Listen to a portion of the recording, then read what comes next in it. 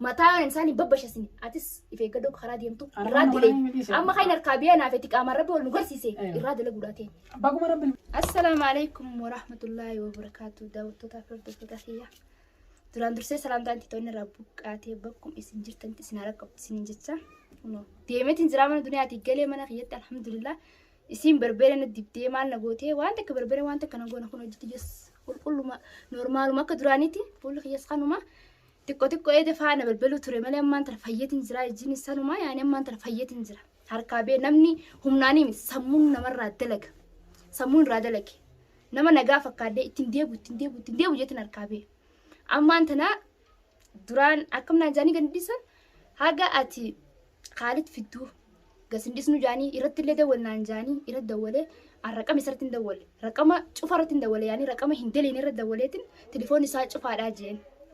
Ammaan tan isarratti dawwaleetiin galeetiin jira kootu kunoo arraan tan gammachuun harkaasii qabaa jeetiin isas tiyaama taakkasiitiin isin jaa hordoftoota fi daawwattoota kiyya amma isarratti dawwaluudhaaf deema reefun tanallee irratti dawwaleetiin jira kootu kunoo akkanatti galeetiin ammaan tan mana kiyya jira daddee fi kootu bakka jirtu hin jeeni dhufuttiin jira sibira geenaan jee reefun tanallee inni na deebisee ture as ga'uun oolu maaliif akka turtee jeetiin irratti dawwala taakkasiitiin afaana tura.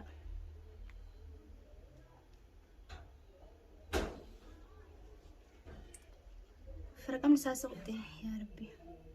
Isin gowutin isaan lachuutu warra kooliitu wallahi sammuun isaanii isaan daleetu.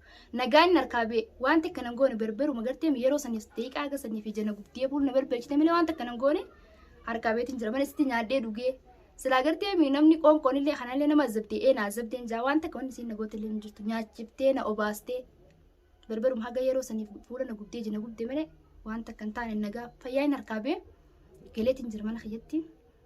Amma gammachuu isa dhageessitiin jira ammaan ta'e inni nu gammachuun fiigaa dhufu jira as geetiin jira yennan ifatiin naan jechuun jira meeratiin dawwal maaliif akka ture hin beeku.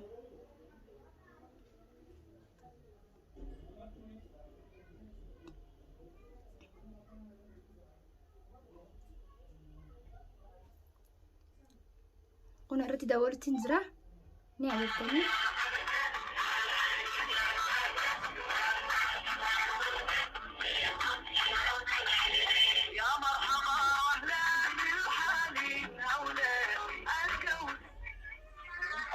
Halo Khalid. Ayo. Eessa turte dadda fi qareem tan si dawwalin turre galeetiin jiraan sinjee maali qoo eessa turte. Aywa anu mareefun tan si dawwalee manatti galeetiin jira dadda fi qoosiin hin jenne dadda fi qaayessa erga turtee jirtaa bar. Bar beetiin jira reefsiin hin jenne oggasa wacii keessa jirtaa sirti sagaleetii dhaga'utti hin jirtu edaan hin dhageenye oggonan akkasiin juusan. Baba reefun tana beetiin jiraan sinjee beete edaan ati hin dhageenye yeroo san wacii takka keessa jirta yaani sagaleen tiyadda siin baay'ina fakkaatti galeetiin jira dadda fi qottoo eessa jirta ammaan tana. Aywa akkasumatti hin kaasassobee ganaatti hin deebuu jee miskiina takka fakkaadhee galteemi namni sammuun Khalid barsiifadheetiin jira arraan tana wallahi gammachuu takka hin qaba bara galeetiin jira mana kiyyaan jira dadda fi qottoo siin jee kaasii mee maaliif akka turta maal qaraatu zahmaadha. Ayyaana mana kee jirta? Aywa mana kiyyaan jiraan siin jee barreeffam tana wacii takka keessa jirta sagaleen tii waan ati si baate natti hin fakkaattu maal sagalee tii hin dhageenye reef hogganan si himu.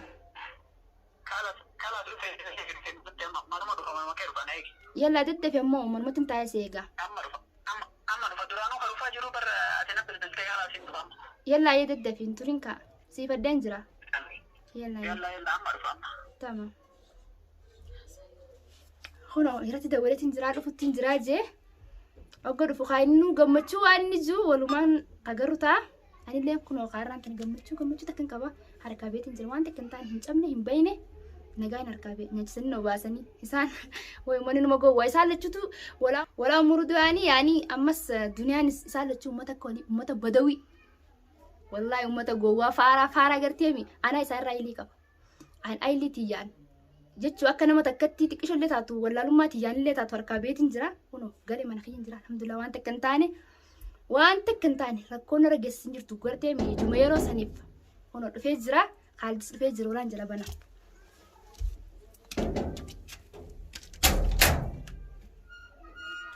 Khalid. Allah. Allah dufte. Eli laa jedhu. Jamal taate kun warra gaala.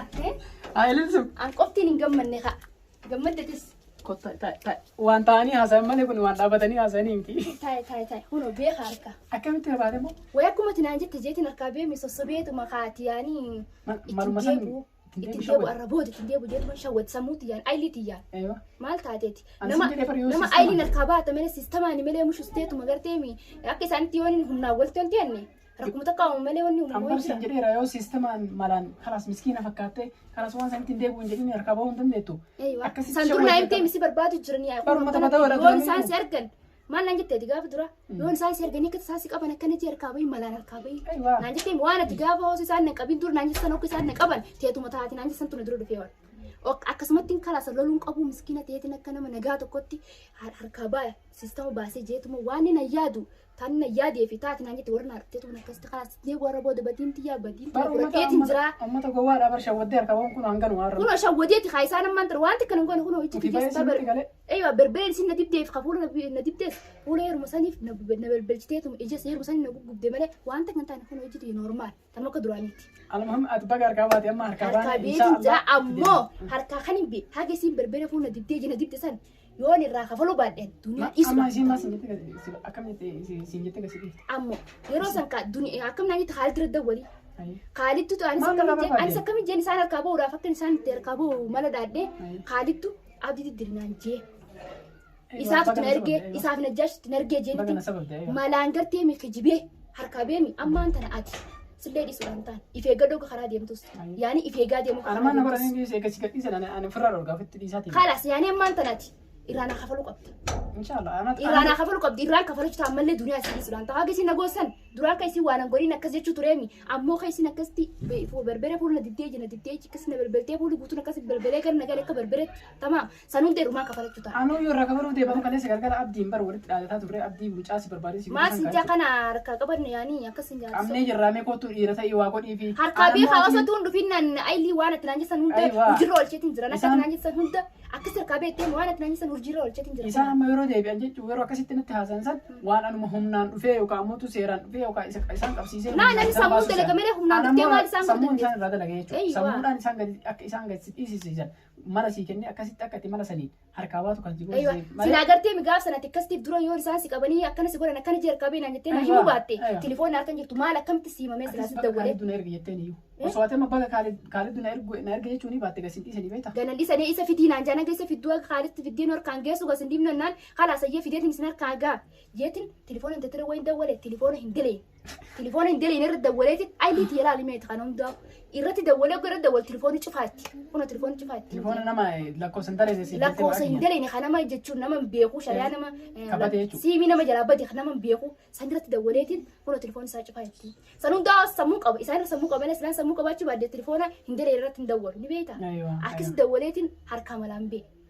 Malaan harkaa bee ammoo kuna dhufeetiin jira mana kiyyan jira alhamdulillah gana yoo isin asitti dhuftees wanta kana godhan dandeessu duniyaa irraan kafalachuu ta'a ammoo agarsiin berberee fuula na dibdee akkasitti itti na belbelchitee maal na goosan hunda irraan kafalachuu ta'an duniyaa isii dhiisuudhaan ta'u. Sirri baga akkas goote gara hunda keessanii jechuudha. Egaan daawwattootaa fi hordoftoota urjii tuub jechuudha akkuma argitan kana kunoo urjii akkuma sammuun deemaa malee bush humnaan deemuun wanta kana godhan dandeessu. Akkuma anaa fi abdiin waliin dhaadannetti kunoo isaan waan ani humnaan isaan baasu se'an jechuudha.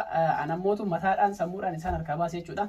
Hundaafuu isin baatee jirti kunoo mana isitti argamu. Ammoo beetiin jira ana beemi wanta kan hin ta'in kan hin cabin kan hin baqin mana sanii deemsa nyaadhee dhugee mana sanitti berberuma guyyuma yeroo guyyuma tokkicha harka utu duban neetee harka kanaatu xiqqishoo akkanatti carqiin isin neetee sunna keessa deemtee harka kun akkanatti qona hiitee malee wanta kan taane ittinis narraa batti wanta kan taane wayi amma shaanii narraa hin cinne harki. Deengadda yeroo ati viidiyoo kaalid na dhaqqab jettee gadhiifte sana agartee miti yeroo san dhufuu wallaalle beekee anam yoo ani yeroo san dhufe si miidhanii yookaan mootu namni hedduun isaan bira jira miidhaan adda addaa sirra gahuu danda'a nurra gahuu danda'a jedheeti malee dhufuu hin dadhabne. Ani hidhameetiin hidhaa jira hoggatti si fide nuti lachuu waliin nuqidha walii godhuu dandeenyu jedheeti malee dhufuu hin dandeenye jechuudha yeroo sanis mana duniyaan hin beeka waan ta'eef jechuudha. Kanaaf alaa kulli haala ati amma harkaa baatee jirta jechuudha. Abdiis walitti dhaadataa turre kaleessa walitti dhaadataa turre argitee jirta jechuudha. abdii ammoo anatu irraa Ana dalagaa mu hundi isaanii mataan isaan babbashassaga. Ififillee kan itti mul'anne namaanillee taata akkuma tana dura sanitti tana dura nama itti biteetiin maallaqaan itti dhaqeemi wajjin amma nama ittillee mul'addoon akkuma isaan hin beenitti namallee irraa dalagu ta'a. bilbiltee ana amma gammadee jira jechuudha. Way anu gammachuu erga nachi gartee miidhaa gammachuun akka itti mana kana dhufeen beeku akka nama bararee as qubatee na fakkaatu. Amma booda ammoo nutu dalagaa jechuudha. Wanni hundi kan dalagamu sammuuni malee humnaanii miti beete.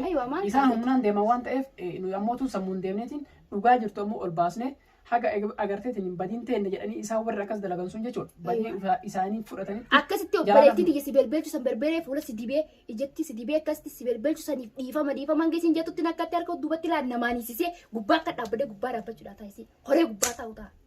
Dhiisuudhaaf isiin taa'u. Hangi isiin akkas nagoo san dachaa goeetiin irraa hafa. Karabbii har'a si baasete amma booda nutu beekataa dhisi. Akkatti dalanus nutu irraa beeka akkatti isaan irraa dalanus jechuudha. Isis dhalaatis isaanii dhiiraatis jechuudha warra kana hunda dalaga jechuudha. Hunda isaaniitu akka goonu nutu beeka waan ta'eef har'aaf wanti guddaan ati bahudha jechuudha. Akkuma beekamutti wanni guddaan eegati isaan harkaa baateetiin jechuudha. Gammachuun kanaa harkute hin jiru. Namni isaan harkaa bu'uudhaaf hedduu kan gammadu jira. Akka na qaban sanii lubbuutiin dabarsanii seenee ganna dhiisan nagaan hin seene. Ija qofa berberee qofa fuulanna dibdee ganna dhiisan seene. Harkumuutu dubaranii. Si adabuudha isiin akkasiin. Amma nana damne adabu yoomsan taati nyaadhee dhugee akkuma nama mana kiyya jiruuti. Hidhumaa fi berberuun fuulanna dibdisa yoo taate malee mee maal ta'u waan takka mee maal hin teenittu. Ani abdiin kunis jaarsi duniyaatis abdiin lamaan iyyuu telefoonaan edda walitti dhaadataa turre. Maal sin jaa? Sijjees na jaanati yoon si yaga. Siituu kaalii dinnatti ergisiisi akkuma jedhi siin jedhe san kaayachuu. Eeywa. Isiitu akka jedhee ati tuba man naa dhoyte duba ayyee naan jette. jette. Isaan hin beekan kakaloon an ammoo agartee. Atiin isaan inni erga sin jiru bargaafsa yaanii ati.